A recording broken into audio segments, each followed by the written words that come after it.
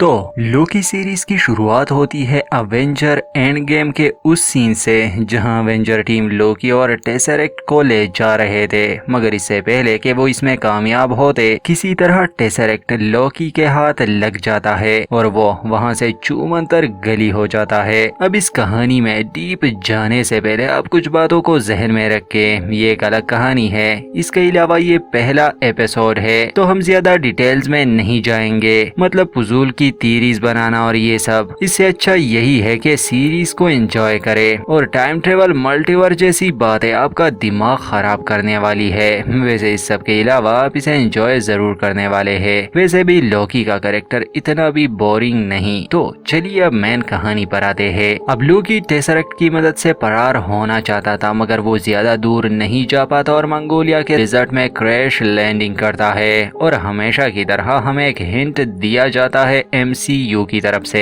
अब जैसे कि हमें याद है कि जब टोनी स्टार्क ने अपनी हीरोगिरी की शुरुआत नहीं की थी या करने वाला था, तो अपने पहले आयरन मैन सूट में भी वो एक डेजर्ट में क्रैश हुआ था। तो ये सीन उसी बात को रिप्रेजेंट करता है। मतलब अब लोकी की एक नई जर्नी शुरू होने वाली है। क्रैश लैंडिंग के बाद वहाँ के नेटिव लोग आते हैं और लोकी उन्हें देखकर अपने देवताओं वाले शौकिया मारने लगा, मगर तभी एक जादुई पोर्टल ओपन होता है और एंट्री होती है एक फोर्स की, एक मिलिट्री, एक ऑर्गेनाइजेशन की। इसके बारे में सारी डिटेल्स देता हूँ। अब ये फोर्स ये लोकी को ये सजा सुनाते हैं कि देखो तुमने टाइम का गलत इस्तेमाल किया है। अब इन्हीं ऑफिसर्स में एक लेडी ऑफिसर भी होती है। वो आगे आती है और लोकी को कहती है कि देखो तुमने क्राइम किया है, एक अलग टाइम लाइन बनाने का, और ये क्राइम है, तुम्हें अरेस्ट किया जाता है और इसकी वजह से तुम पर मुकदमा चलेगा, तुम्हें सजा मिलेगी। लोकी जो इस बात को हल्के में ले लेता है और उस लेडी ऑफिसर को भी धमका देता है, मगर तभी हमें इस फोर्स का असली फोर्स मालूम होता है। जब वो लेडी ऑफिसर लोकी को अपने स्टिक से मारती है, वो भी टाइम को मैनिपुलेट करके, और ये होता है स्लो मोशन पंच, जहां लोकी के लिए टाइम स्लो हो जाता है, उसे दर्द भी होता है और वो लेडी ऑफिसर उसके गले में खास तरह का पट्टा डालकर उसे जादुई पोर्टल से ले जाती है। अब यहाँ कुछ बातें जहन में रखनी होगी कि आखिर चल क्या रहा था या ये लोग कौन थे।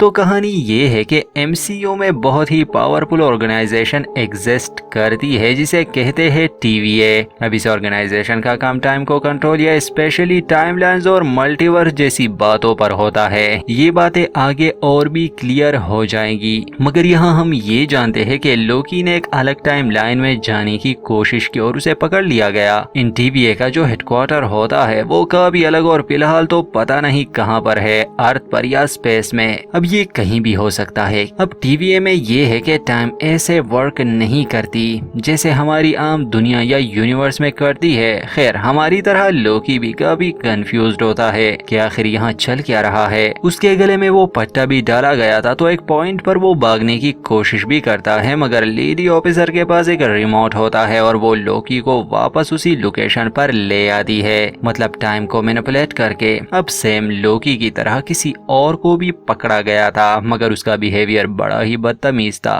खैर अब टेसरेक्ट को भी TVA वाले जब्त करके ले आए थे और उसे फ्रंट पर ही छोड़ दिया जाता है। यहाँ तक तो लोकी काफी बदतमीजी करता है और TVA वालों को काफी धमकाता है। अब कहानी को थोड़ा और क्लियर करने के लिए हमें एक छोटा सा TV शो भी दिखाया जाता है, जिससे काफी बातें क्लियर हो जाती है। अब कहा जाता है कि बहुत बहुत टाइम पहले एक टाइमलाइन, एक यूनिवर्स नहीं बल्कि बहुत से टाइमलाइंस एग्जिस्ट करते थे, मगर मुसीबत ये थी कि ये मल्टीवर्स एक दूसरे से कोलैप्स करने लगे और एक बड़ी जंग हुई। मगर फिर 3 पावरफुल टाइम कीपर्स आए, उन्होंने हालात पर काबू कर लिया और टाइम की मदद से उन्होंने सिर्फ एक यूनिवर्स, एक टाइमलाइन क्रिएट की ताकि मल्टीवर्स के साइड इफेक्ट से दोबारा कभी मुसीबत ना बने। तो ये सिस्टम फिर ऐसे ही चलता रहा, मगर फिर भी कुछ ऐसी चीजें एग्जिस्ट करती है जिसे यूज करके कोई भी टाइम में शॉर्टकट ले सकता है, मतलब एक अलग टाइमलाइन क्रिएट कर सकता है अपने मतलब के लिए।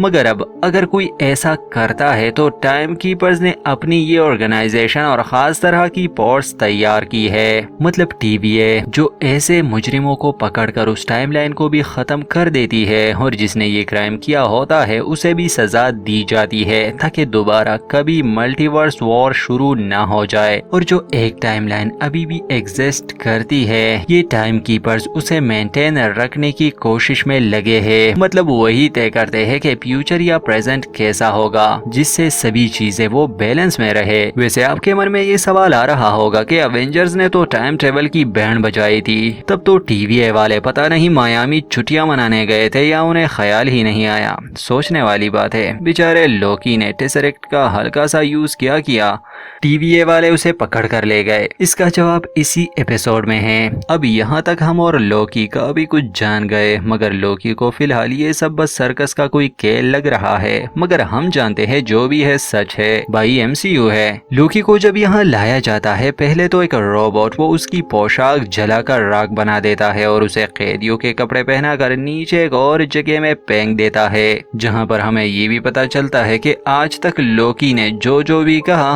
वो सब एक पेपर पर रिकॉर्ड होता गया, जिस पर उसे साइन लिया जाता है।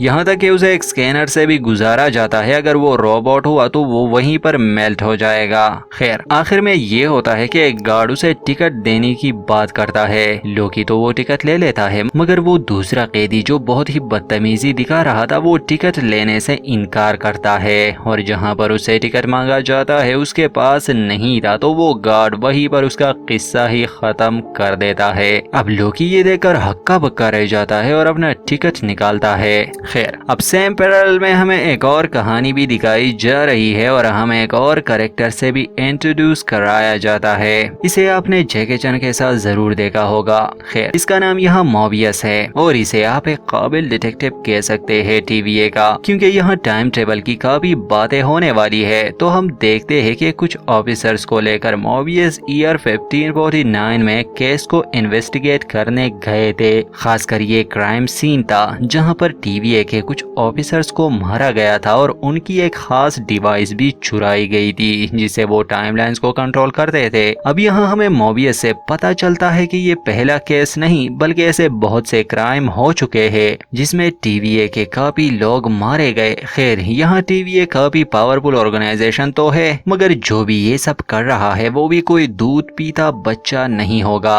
यहाँ हमें ये भी पता चलता है कि ये टीवीए के लोग पास्ट, प्रेजेंट और फ्यूचर कहीं भी जा सकते हैं और शायद इनका अपना कोई रियल टाइमलाइन है ही नहीं। अब उन्हें उसी क्राइम सीन पर एक बच्ची भी दिखती है। मोबियस के पूछने पर पता चलता है तो वो बच्ची डेविल के पेंटिंग की तरफ इशारा करती है कि ये सब उसने किया, मतलब इन लोगों को डेविल ने मारा। खैर ये भी एक हिंट है जो आने वाले एपिसोड्स में हम जान जाएंगे। और यहाँ पर मोबियस को ये पता चलता है कि लोकी को पकड़ लिया गया है, तो ये लोग उस टाइमलाइन से निकलकर टीवीए हेडक्वार्टर में जाते हैं। अब हमें लोकी को दिखाया जाता है जहां उसे जज के सामने पेश किया जाता है और वो लोकी से उसका गुनाह कबूल करवाने की बात करती है। लोकी जो कि एक सरदर्द है, बहुत बातें करता है, वो भी ये कहता है कि चलो मैंने क्राइम किया, मैंने टाइम में छेड़खानी की, मगर जब अवेंजर्स ने कई बार टाइम ट्रेवल किया उन्हें तुम लोगों ने कुछ भी नहीं कहा। तो यहाँ वो लेडी कहती है कि वो इसलिए क्योंकि वो सब पहले से ही तय था, मतलब अवेंजर्स ने जो भी किया टाइम कीपर्स के हिसाब से ये होना ही था, मतलब उन्होंने टीवीए का कोई रूल तोड़ा ही नहीं, मगर लोकी ने जो किया वो होना नहीं चाहिए था। खैर उसे सजा सुनाई जाती है, मगर तभी वहाँ पर मोबियस दबे पाव आता है और लोकी को अपने साथ ले जाने की बात करता है, जिसे वो लेडी तो मान जाती है मगर उसे वार्न भी करती है कि अगर इसकी वजह से कोई भी गलती हुई तो सजा मोबियस को भुगतनी पड़ेगी। खैर मोबियस अब लोकी से अपना कोई काम करवाना चाहता था, वो क्या था आगे हम समझ जाएंगे। अब इस बीच लोकी वो अपने पावर्स का इस्तेमाल भी करता है, मतलब कोशिश तो करता है, मगर उसकी कोई भी जादुई पावर काम नहीं करती। यही खास बात है टीवीए की कि यहाँ कोई भी ऐसी चीज वर्क नहीं करती। लोकी जो कि अब बेबस था तो वो मोबियस के साथ जाने के लिए मान जाता है और यहाँ पर हमें टीवीए के उस हेडक्वार्टर का सीन दिखाया जाता है जो बहुत ही अनोखा और अलग था। ये बहुत ही ओल्ड फैशन रेट्रो स्टाइल में है, जैसे आप 70s या 80s की कोई मैगजीन पढ़ रहे हो। खैर मोबियस लोकी को एक रूम में ले जाता है। वैसे अभी भी लोकी टीवीए पर बिलीव नहीं करने वाला था और मोबियस वो उसे समझाने की बहुत कोशिश करता है और उससे कुछ सवाल करता है, जैसे वो क्यों लोगों को तकलीफ पहुंचाता है। और यकीन मानिए यहाँ पर बहुत सारी कन्वर्सेशन होती है जिसे डायलॉग बाय डायलॉग एक्सप्लेन करने की जरूरत नहीं, मगर यहाँ मोबियस वो लोकी को समझाने की कोशिश करता है कि देखो टीवीए एक ऐसी ऑर्गेनाइजेशन है जिसका कोई मुकाबला नहीं कर सकता।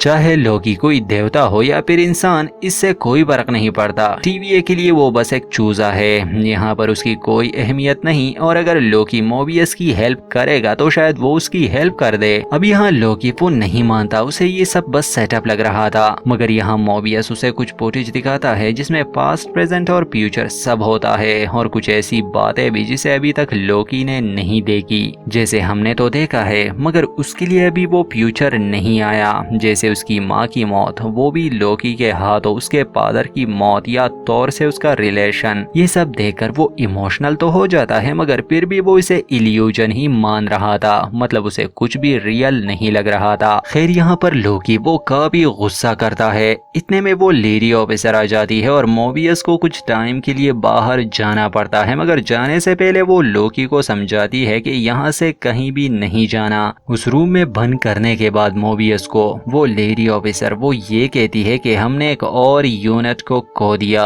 मतलब कि फिर से उनके लोग मारे गए। खैर अब मोबियस वापस से उस रूम में आता है। लोकी वहाँ से गायब था, और ऐसा क्यों? क्योंकि उसने काफी चालाकी से मोबियस से वो टाइम रिमोट चुरा लिया था और बार बार खुद को एक तरह से टेलीपोर्ट करके वहाँ से निकलने की कोशिश कर रहा था। और आखिर में वो उस जगह पहुंच जाता है जहाँ पर उसे टेसरेक्ट लिया गया था। और यहाँ बड़ा ही हैरान करने वाला सीन आता है जब लोकी उस टेसरेक्ट को तो लेता है मगर वहाँ वो देखता है इन्फिनिटी स्टोन्स को, वो भी कई ज्यादा। वो हैरान हो जाता है। जो वर्कर वहाँ काम करता था वो ये कहता है कि यहाँ पर कोई भी जादुई चीज काम नहीं करती और इन्फिनिटी स्टोन्स को वो बस पेपर के लिए यूज करते हैं। इसके बाद तो लोकी के होश ही उड़ जाते हैं। मतलब अगर इन्फिनिटी स्टोन्स ही यहाँ बेकार है, थैनोस जैसा बंदा भी यहाँ किसी काम का नहीं, तो सच में ये यूनिवर्स की सबसे पावरफुल ऑर्गेनाइजेशन है। ये बात समझते ही वो लेडी ऑफिसर वहाँ पर आती है और लोकी उससे बचकर उसी रूम में पहुंच जाता है जहाँ पर दोनों की हाथापाई हो जाती है। और किसी तरह लोकी वो अपना पट्टा उसे पहनाकर उसे टाइम ट्रेवल की सैर कराता है और उसे काफी परेशान करता है। फिर इस बीच वो फ्यूचर की कुछ फुटेजेस भी देखता है जहाँ पर वो अपनी मौत वो भी थैनोस के हाथों देखता है, और इससे तो वो और भी इमोशनल हो जाता है। इसके बाद वहाँ मोबियस आता है और अब लोकी वो थोड़ा कंट्रोल में आ गया था, जहाँ मोबियस भी उसे सारी बात सच बता देता है कि वो एक केस पर काम कर रहा है, किसी को पकड़ने की कोशिश कर रहा है और उसमें लोकी की मदद चाहिए, क्योंकि जो भी ये क्राइम्स कर रहा है, उनके डिवाइसेस चुरा रहा है, उनके लोगों को मार रहा है, वो कोई और नहीं बल्कि खुद लोकी ही है, मतलब उसी का कोई फ्यूचर वर्जन। और इसके बाद तो ये कहानी और भी इंटरेस्टिंग होने वाली है। और एपिसोड के एंड में हमें एक ऐसा सीन दिखाया जाता है जहां टीवीए का एक यूनिट वो ऐसे ही किसी क्रिमिनल को पकड़ने आता है जिसने टाइम के साथ छेड़खानी की, मगर उसने ऑलरेडी टीवीए के लिए एक जाल बिछाया था जिसमें वो सभी फंस जाते हैं और मारे जाते हैं। और जो कोई भी था शायद वो लोकी का दूसरा वर्जन था। खैर ये अभी तक क्लियर नहीं, तो वो उस डिवाइस को वहां से ले जाता है। अब आगे की कहानी जानेंगे नेक्स्ट एपिसोड में, तो चैनल के साथ जुड़े रहिए। अगर अभी तक आपने सब्सक्राइब नहीं किया तो कर दे, वीडियो को लाइक कर दे और अपनी राय जरूर दे।